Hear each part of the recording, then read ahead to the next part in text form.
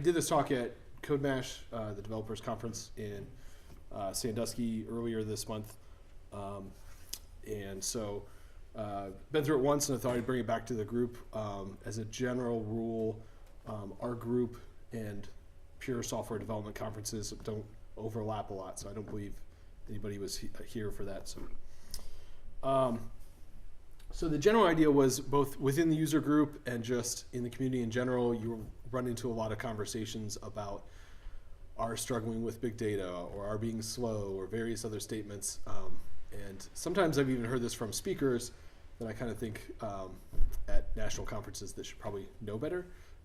And they're violating some pretty basic rules of how to best work in R. And so I thought, let's just put together kind of a survey of here's some things you should be aware of or various ways to solve issues in R.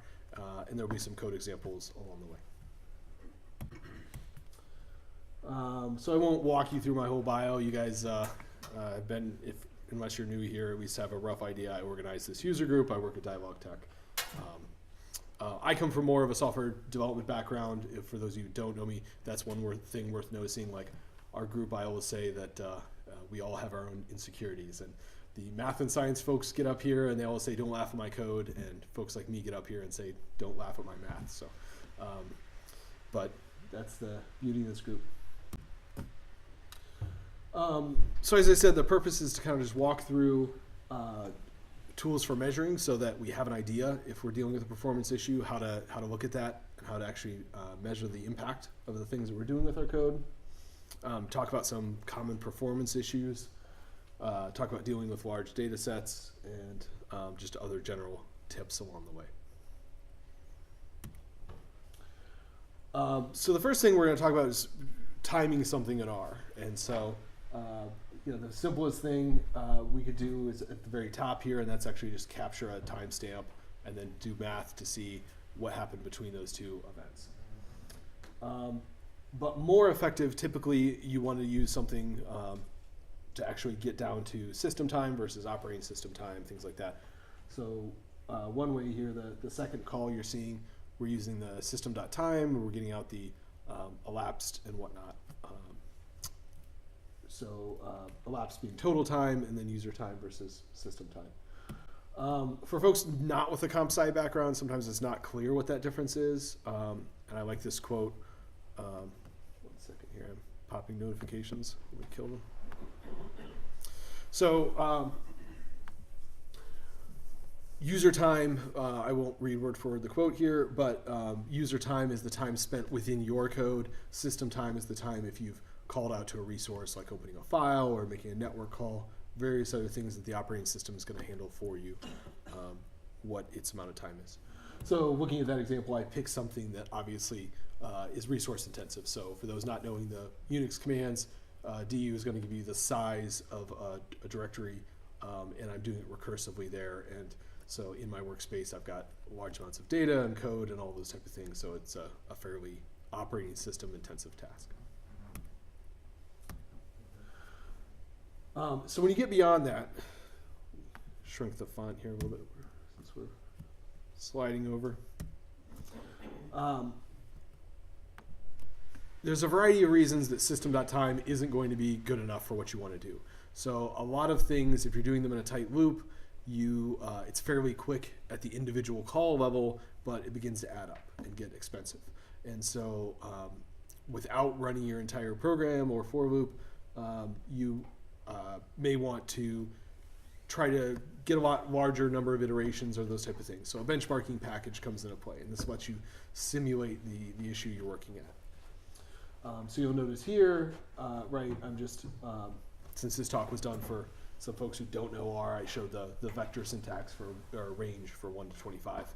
But what we're doing is taking that vector and squaring it, and in order to get a large number of replications, we pass that in as a parameter.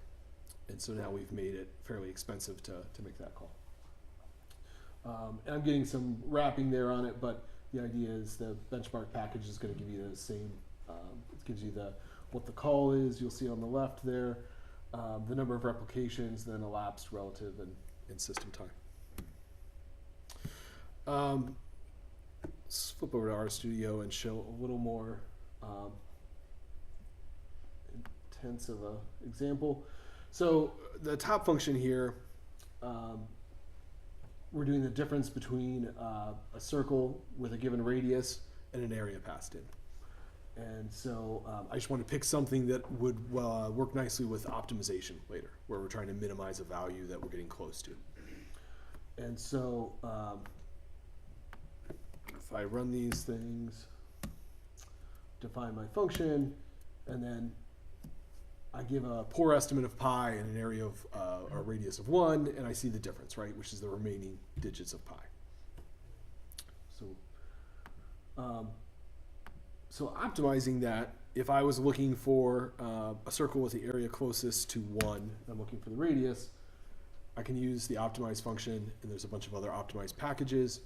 And you'll see here that that is, so the optimum radius is this 0.564, and the objective is a very small number. So I'm very, very close to a tolerance of 1 for the area of the circle.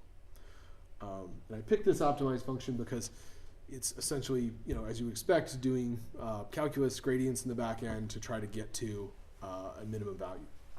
And so in a loop, it can be fairly expensive. And I'm loading up a different optimization package, and then here's the power of what your benchmark package gives you, right? I can give 2 named examples, one using the built-in optimize function, one using the package. Number of replications for both, and I specify what I want output and how to order it. So we'll take a minute to run.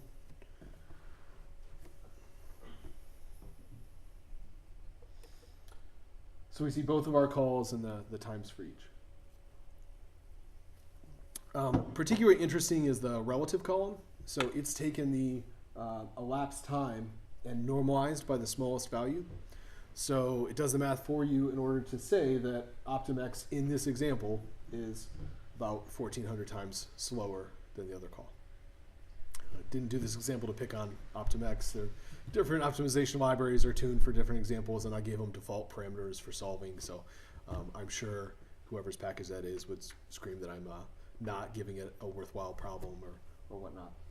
But the point is just to say, that's how you can attack these problems and compare performance issues.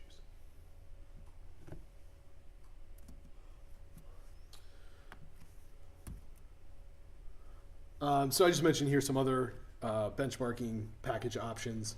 I happen to use our benchmark. Your mileage may vary with these other ones. So obviously, getting into large data sets, it can be interesting to know your memory profile, the general size of objects in R. So the prior library here allows you to do that. Individual objects. That covers both scalars, vectors. If you wanted to do all objects in your workspace, the ls is going to give you a list of all user-created variables in R, and so you could pass that in to object size and just see, okay, at this point, how much memory have I used up with my program?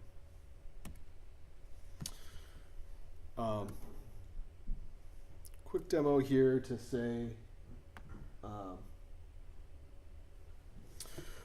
in addition, I worked in the demo some commands about garbage collection in R. So the top command here I'm using gcinfo tells if you give it a boolean of true, then it knows to be more verbose about garbage collection. So as it does it, you'll see some output in the terminal. So I've got a function here to create a large data frame with just random data. 1,000,000 records is the size. And so as I create it, you'll see the garbage collection output on the right. So it gives you an idea that just building up the vector and creating the data frame, it's doing some object creation, not using all of those, so it's cleaning up behind itself in the background. I can see the object size of that data frame. It's 8 megabytes. If I remove it, sometimes that'll trigger a GC, sometimes it won't. You can explicitly garbage collect.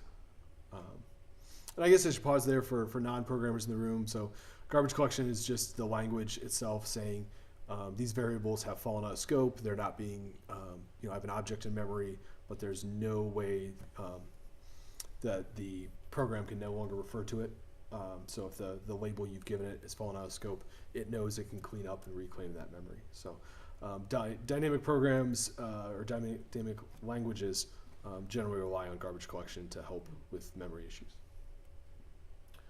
If anybody's worked in languages pre-garbage collection, they know the pains of finding every last cleanup of memory that's been created. You can turn it back off, the verboseness, with GC info false. I also found I liked this command out of prior to explicitly get the memory change involved with an operation. So that can be passed a block of code and it will tell you what the effect is.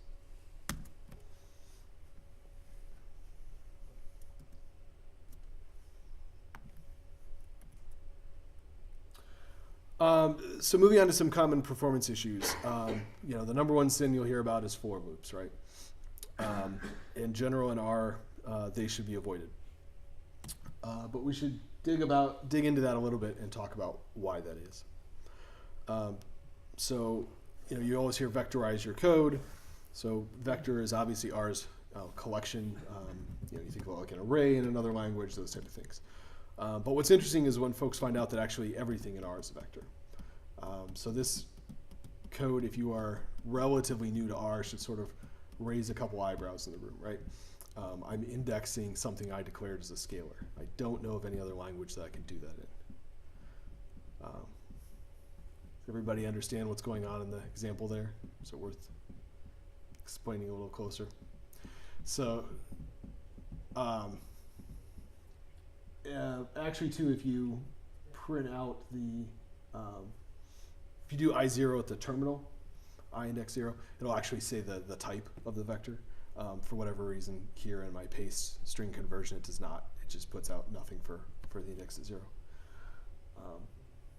But the index of 1 of the vector is the value, and I can index anything beyond that. It's just going to say that it does not exist.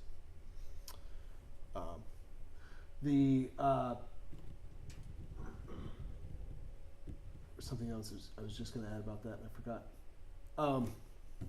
So anyways, in general, I mean, vector is the first class structure within R.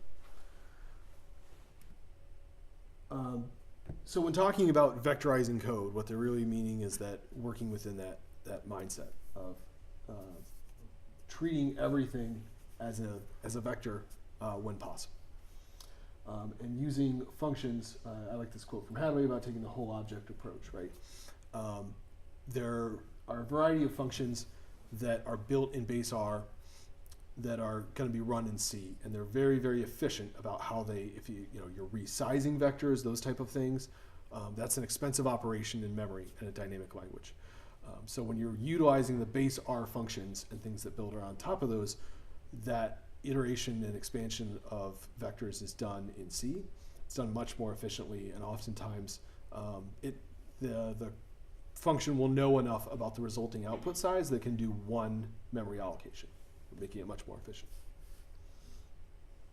This blog post at the bottom is pretty good for anybody looking for that. So I put a note in here because I had this misconception, and I feel like it comes up a lot when you're told to vectorize your code. So for anybody who knows CPU info or old assembly code and these type of things, they may know about Simbi instructions. So these are single instruction, multiple data instructions on the CPU.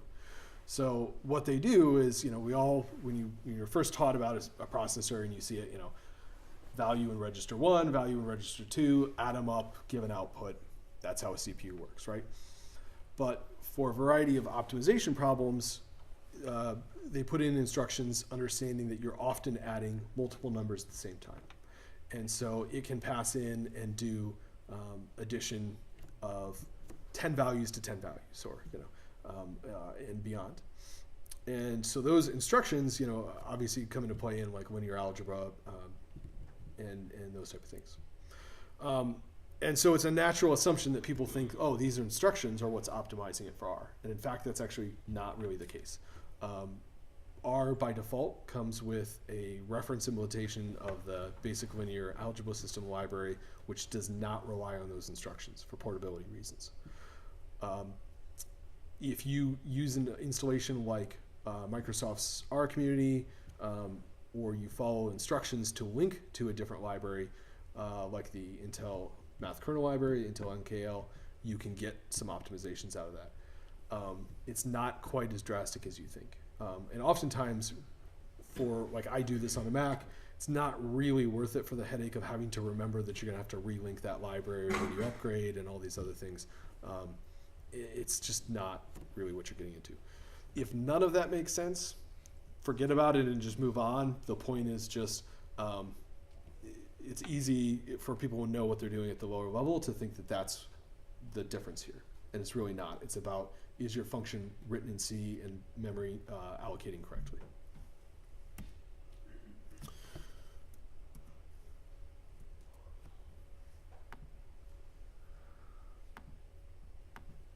So for this demo, I'm creating a vector of 1,000 values. And we've got a function here that we're doing the cardinal sin. We're looping through, and even worse, I'm expanding the vector each time. So I'm concatenating the temporary vector with the new value. So do not do this, but. And I'm going to run that with the benchmark library we talked about earlier, and I'm going to compare that to using the square root function. So the square root function can take a scalar or a vector, right? So in my poor implementation, I'm using it directly on a scalar. In the better implementation, I'm saying square all those numbers at once. Or excuse me, get the square root, not square them.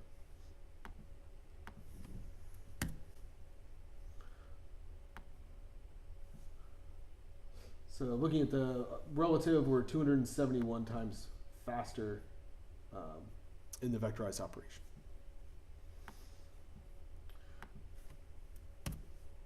And if I look at that square root function, I see, so in R, if I put the name of any function and I don't put the parentheses on it, I get the source for the function. And that looks like a really short implementation, right? That's because that's calling out to the built-in square root library in the C standard libraries. And so that is why this is much more efficient. Actually, and I may be saying that incorrectly, that might be a base R wrapper just to deal with the vector part of it and get it into the, I'd have to look at source to say, but the point is, when you see primitive, you know that it's calling into C code. So where is the CPU and user time in this? So that one, That doesn't come up with benchmark? yeah, it does. So let's rerun the command. It just wrapped. So user dot self and sys dot self are the things you're looking for there.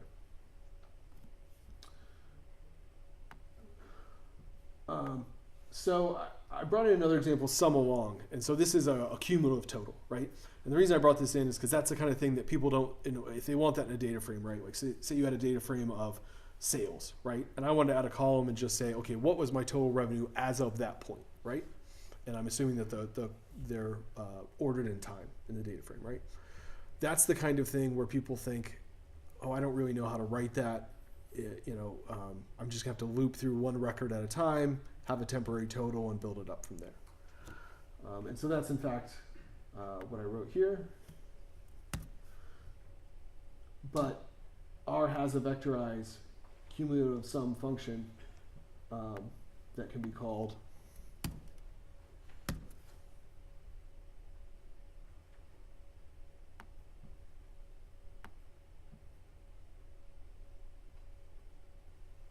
and even making this a smaller vector, you're obviously getting the idea this takes a while. Would the hit be as bad if you weren't growing the vector? Isn't that where most of the hit is? We will get to that. I have an example that brings that out as well, but good question.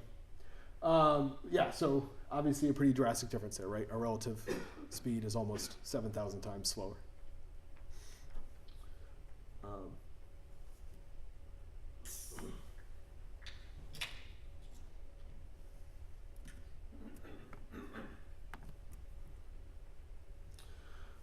So you say if C is so great and I want to implement things in C too. If you want to do that, there is a package RCPP. This allows you to write C++ functions and expose them to R. Without altering, you're not writing base R. These are external functions in your that are going to get added to the namespace for R. Let me demo first before we get to that point.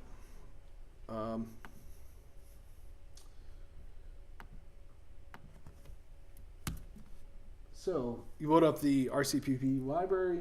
All this is an R Markdown, by the way, and so I've got this up on GitHub. The slide links at the end, and there's the libraries. There's a setup script. So actually, if you run that, it'll install all the packages for you. So if you want to play around with some of these examples on your own. So I've built an add function here. Real simple.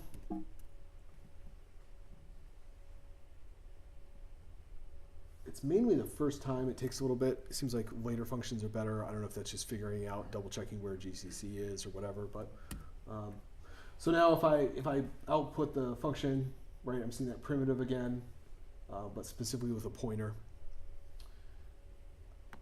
And I can call my own function, and I can add two numbers. And just to show you I'm not cheating,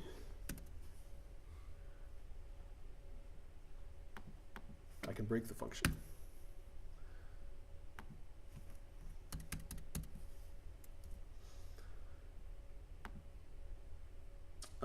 So to do a little more real example and look at how you deal with vectors in this, I've got a list of heights in meters, right? So you can pretend this is a basketball team or something.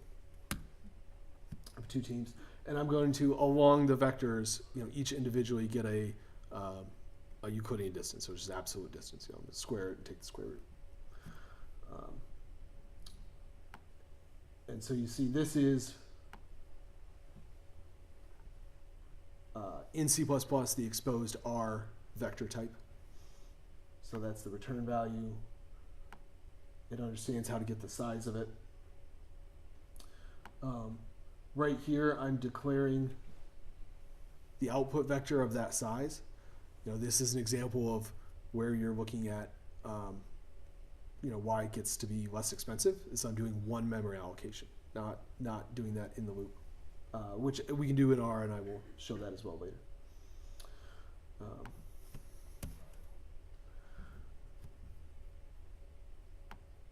So we built the function. If we run it, we see it in fact works. Just to show here, you can mix and match. Like it's a first-class function. It can interact, with other R functions. So here, to your question earlier, I declared a version of this that declares a vector of that size and then loops through it. So I wanted to see, we're going to benchmark that and compare and see if I have one R declaration of memory, how does that do? Would I not? Oh, I highlighted a line. So once again, it shows it works. Before I do anything else, I was going to show just, so now a fully vectorized R implementation, right? So this code, I can take the one vector minus the other and square root, and it understands that that's a value-wise implementation along the way. And once again, nothing up my sleeve, it works. So now I've created 10,000 values randomly of these. If you just want to take a quick look, right? Not too meaningful when there's 10,000. But if we take a subsampling, you'll see. So it's just values between 1.4 and 2.2. But there's 10,000 of them.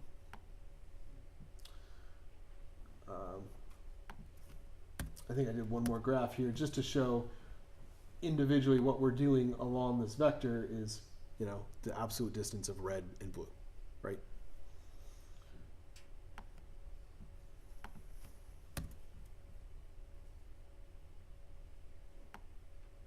Let me run that one more time.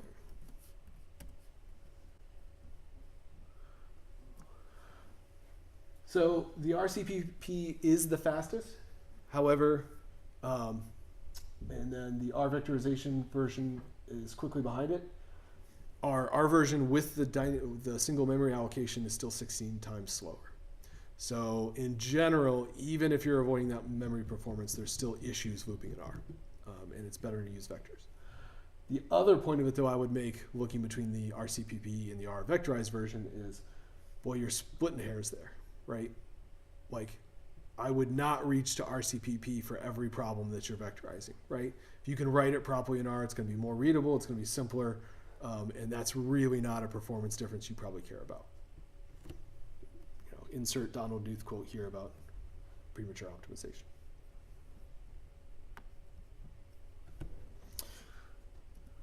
Oops. So some of you might be grossed out by the fact that we have C code and strings in the middle of our R code and not like that. Fortunately, there's more. So this is actually the standard file that RStudio gives you. It's a nice, when you ask for a C++ file. So it knows you want to do RCPP. It brings in your include, gives you an example function with a comment to tell it to export it to R. And it actually shows you this special comment down at the bottom, which says when RCPP loads this up, run this R code afterwards. So since it's just kind of an example, what it does is it runs in R the function that you just built. So to use that,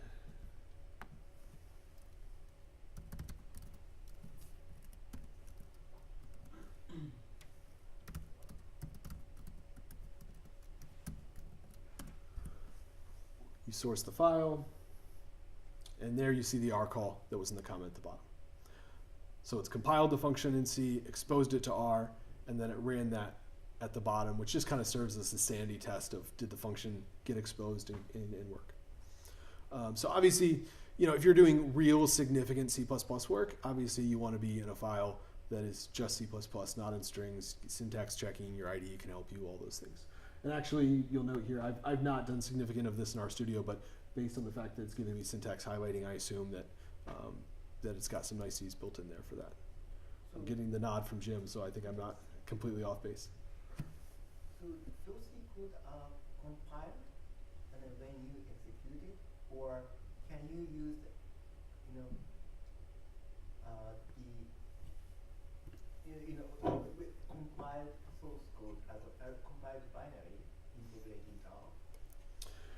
Yeah, so I do not know the function off the top of my head, but I am sure that you can that while RCPP will take source, I can't imagine it would not take a compiled binary. I've not seen that scenario come up. Anyone want to nod their head to that? I could. You can definitely link. I mean, that's how like our packages that have compiled source components are in them. You can. I mean, they definitely you can link R to shared libraries. So yeah, you can do that.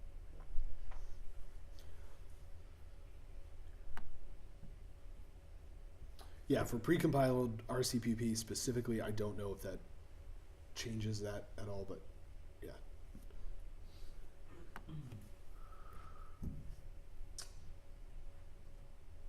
Interesting. So actually that's airing out because I don't have a local file. Let me see if I can quickly fix that.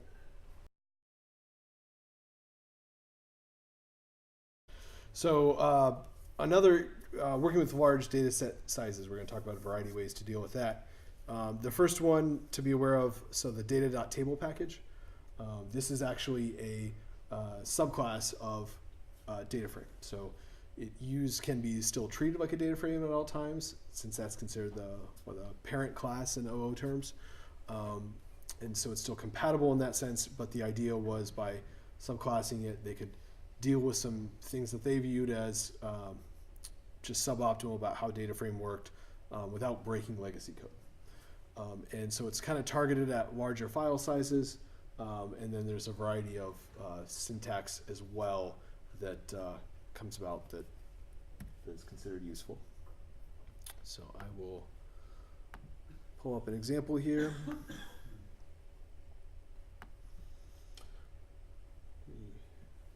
size this real quick while we're doing that.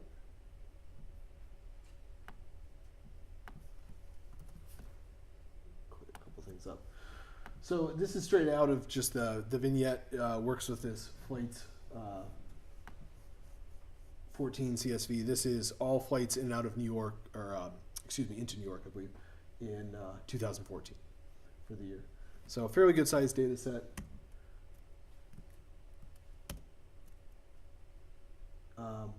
Data.table has this fread function. It's its own equivalent of read.csv. And so one nice thing you'll notice right away when I output flights, anybody who did that as a data frame, you're used to endless scrolling of the data being output. So by default, data.table just gives you the equivalent of running the head command on it.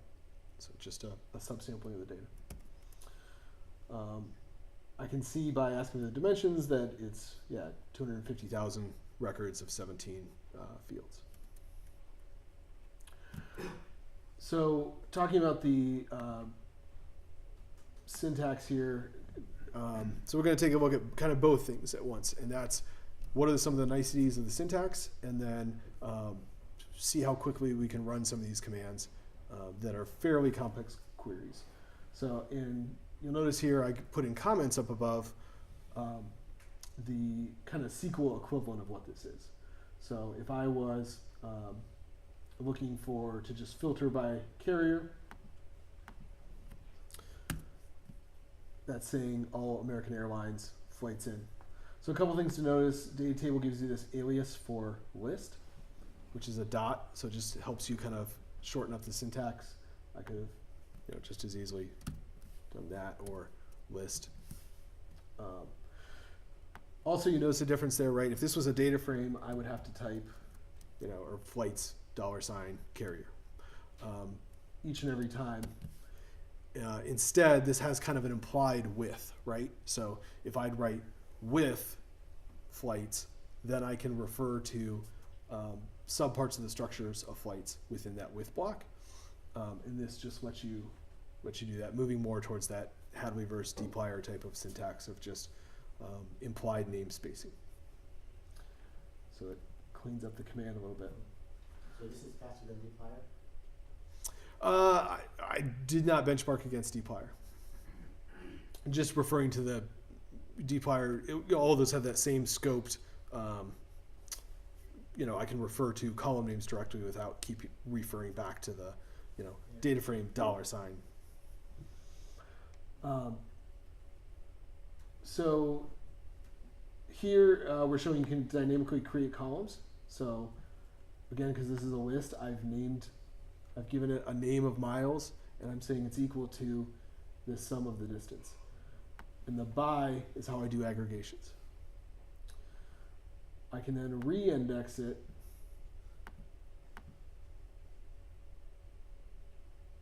move that over, makes it a little easier. So by miles descending. So this will give you which carriers ran the most miles in and out.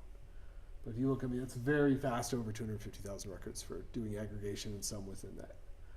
The data table is really optimized for that larger data sets, but before getting into some of the other alternatives we'll talk about. So nothing too significant about these other differences, just saying wanted to see was there variance in any weirdness in the data set about different distances. So this example, we're looking for places that actually have the same destination. So again, we're grouping, but actually have a standard deviation. And so we found that that's I forget the name of the airport, but it's the one in North New Jersey that's still considered New York area, in Honolulu. There actually seems to be different flight differences. And if we look it up, we see that United, for whatever reason, has 2 different flights with different miles. But all that's chewing through quite a few dynamic column creations, a lot of grouping by, doing it very quickly on a significant size record set. As a matter of fact, let's see what object size. So it needs 22 megabytes alone for the data frame.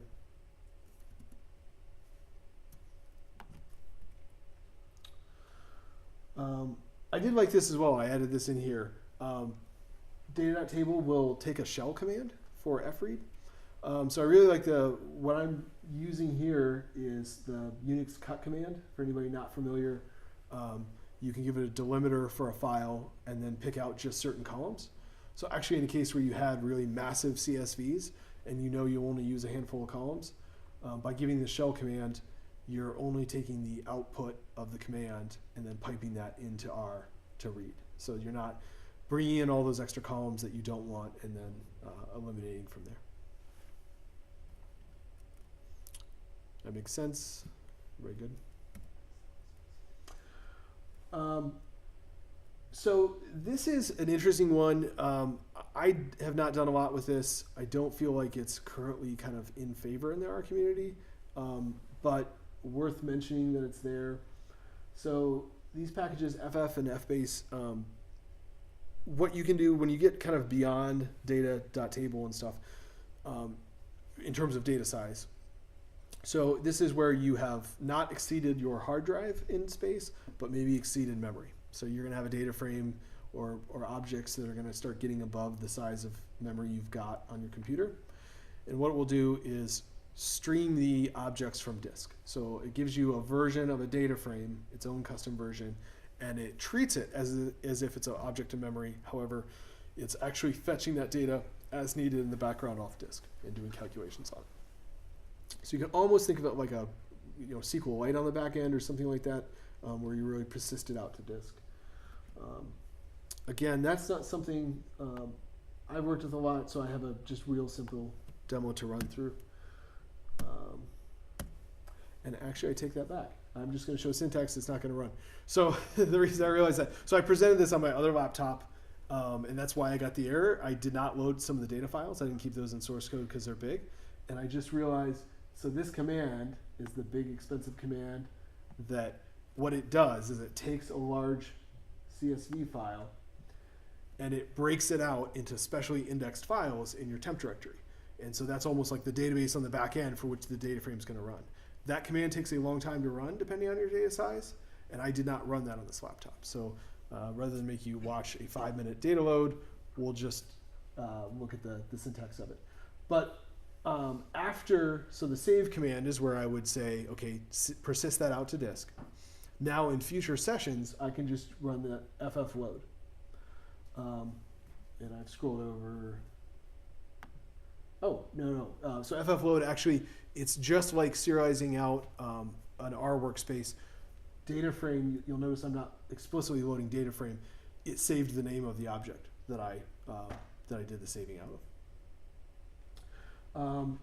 Object size, were I to run that, it's like 8 kilobytes or something. I mean, it's just a pointer, right? And it's going to actually go out to disk for all of the data. There are some things here I show at the bottom, like this is a custom regression model that can be used with this. This, to me, is the biggest drawback of this, though, is that it's not a real data frame. And so it cannot run with a variety of things that assume structures about R. You have to work within the FF package family to find functions that work with that. And so you don't have nearly the same space of available functions to work with. So that becomes a severe limitation of working with this.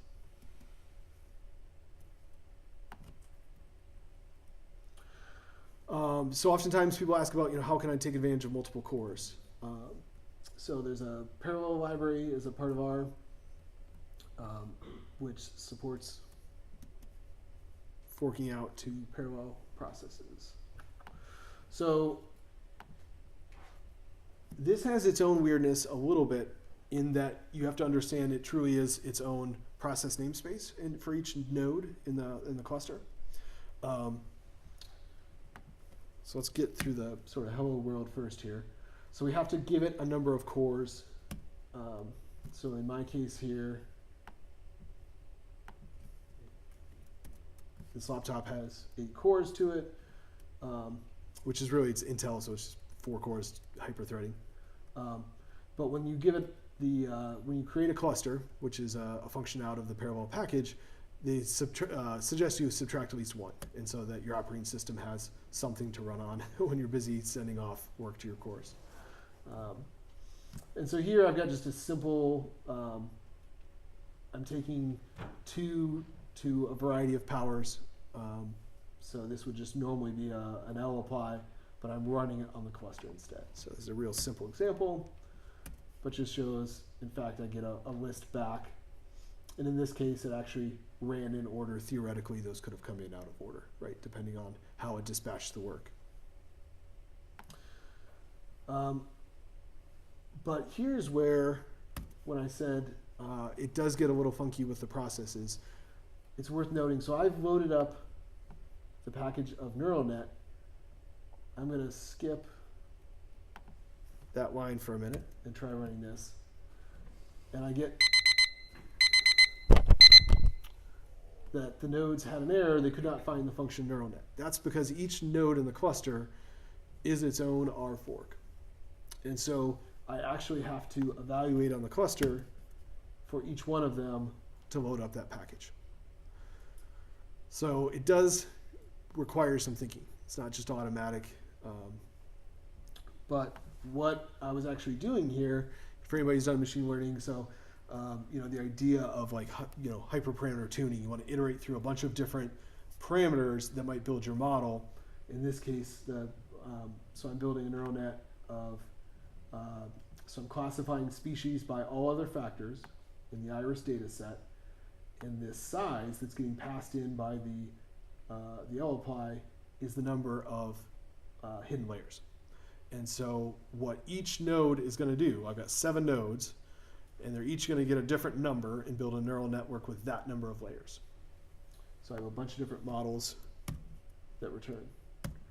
And in fact, so I output models, and I see each list is a description of a network with, this one's got 43 weights, this one has 51 weights, 49. That all corresponds to the number of layers in the neural network. Whenever you're done, you want to stop your cluster. Obviously, I'd look for an ideal model. In this case, I just picked one, and then I show that I can take a record and do a prediction on it. For people who actually know machine learning, I did not hold out a validation data set, and I gave an example it's already seen, so it's kind of a useless result, but the point is just that's how you'd spread work across a cluster.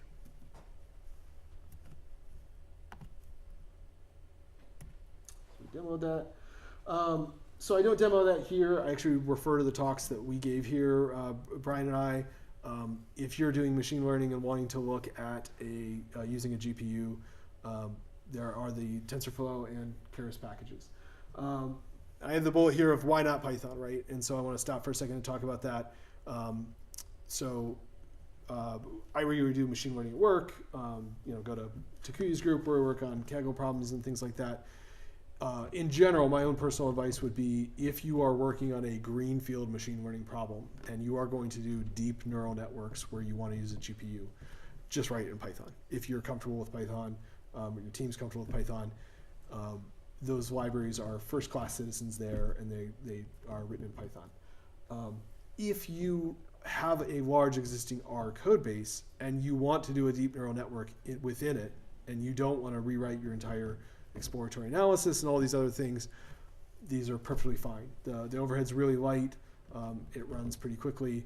And if you just plain prefer to work in R because you've never learned Python, that's a valid reason too. But if a lot of data scientists are comfortable with both, it's still first-class citizen in Python. For structured machine learning where you're not using a GPU, something like that, again, that's just package preference, right? Whether you're comfortable with scikit-learn or in Python or Caret and R, that's going to be completely up to you. So your data doesn't fit on your laptop, or even better, because then you might look at a relational database. I like Hadley's quote here about when the CPU time actually takes longer than the cognitive process of building a model. I think that's a pretty clever definition of this. this is just a point to, there are systems built for those jobs. So Spark, Hadoop, a variety of these things, and there are nice wrappers for R. And the idea is there you're going to leverage the cluster to do the large aggregations, filtering, those kinds of things. You're going to get a reasonable data frame back in order of the results and do further analysis or plotting from there. So that workflow works pretty nice. Obviously, most of those tools have their own namespace or own tool space that you could do plotting in those things directly, but this is a nice in between, a nice way to leverage R for the parts of the exploratory analysis you want. You leverage the MapReduce cluster in order to just deal with the fact that you might have years worth of data or those kind of things.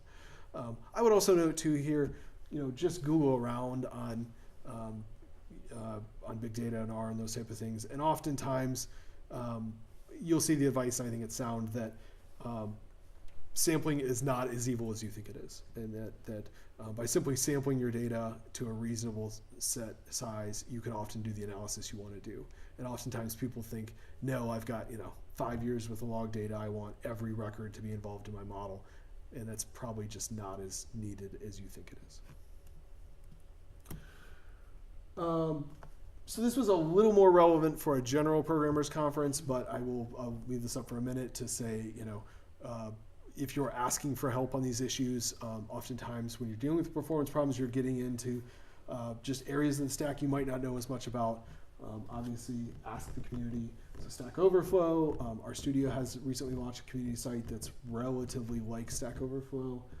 The R mailing list, IRC. And then I linked to this at the bottom. I really like, this is a Stack Overflow post of Hadley's where he walks through how to write a reproducible example in R.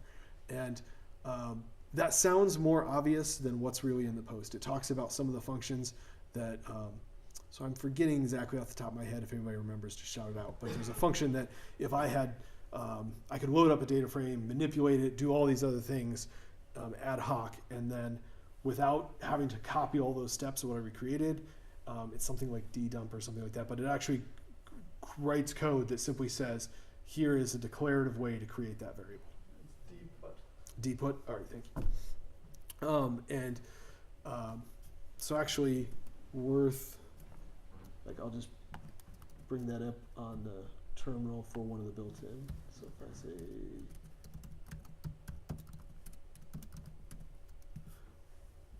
go back up to the beginning, see that's exactly, I can copy and paste that into the header of an example, and now somebody has the exact data that I have, and they're going to work with it.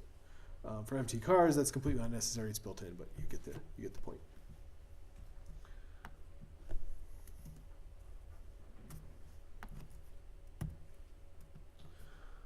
And that's it. So a bunch of links here.